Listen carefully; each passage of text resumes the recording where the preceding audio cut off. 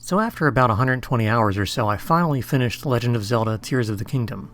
It was a fantastic game and there was a lot to love about it, but it was also very intense, and afterwards I felt like I needed a change of pace, something that I could sit back and relax to while playing. Luckily, right around that time there was a Steam sale going on, or maybe it wasn't luck, isn't there pretty much always a big Steam sale going on? So I grabbed two wholesome games that had been on my wish list, Smushi Come Home and Mail Time. I believe these were both featured in the Wholesome Direct 2023, and charming third-person platforming games in a lush forest sounded right up my alley after traipsing around, above, and below Hyrule for so long. And coincidentally, they both featured mushroom protagonists. Okay, one is a mushroom, the other is a small person that wears a mushroom cap, but still.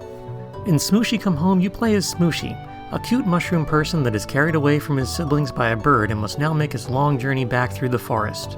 You collect a few items along your way to assist you, such as a leaf glider and a needle that you use as a sword to swipe vines away. The game has a gorgeous low-poly art style that I adore, and I went into the options and turned the anti-aliasing down a bit to get some of that PS1-style jaggy look to everything. The forest is divided into several open areas, each with its own unique look to it, so everything keeps feeling fresh and new as you make your way home. Each area is open to explore around, and you'll need to solve minor puzzles, platforming obstacles, and cave exploration in order to progress to the next area. There are no enemies and you can't get hurt, but between the puzzles and the platforming, the game still feels like it provides a nice challenge. Plus, there are a lot of collectibles, some of which improve your abilities, like a longer hang glider time, and some are just for fun but are really cool, like your mycology journal, where you are tasked with trying to discover all the various mushrooms that are growing in the forest. Each time you discover one, you'll gain its entry in your journal.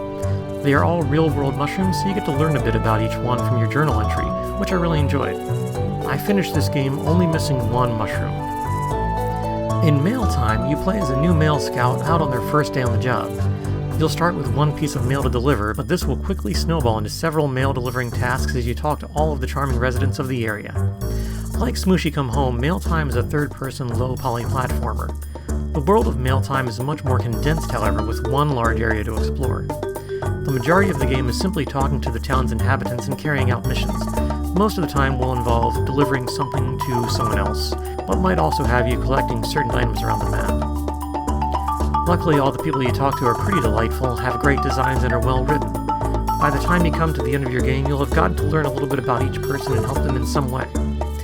This game also has a couple of collectibles to find, and you are able to finish the game before completing all of the objectives, though in a later patch they give you the option to go back into the game right before the ending, so you can complete everything later on if you'd like.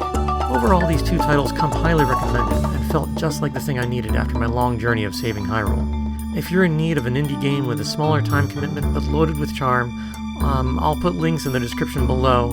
Feel free to give these two charming games a play. You won't be disappointed. Thanks for watching, and as always, happy gaming!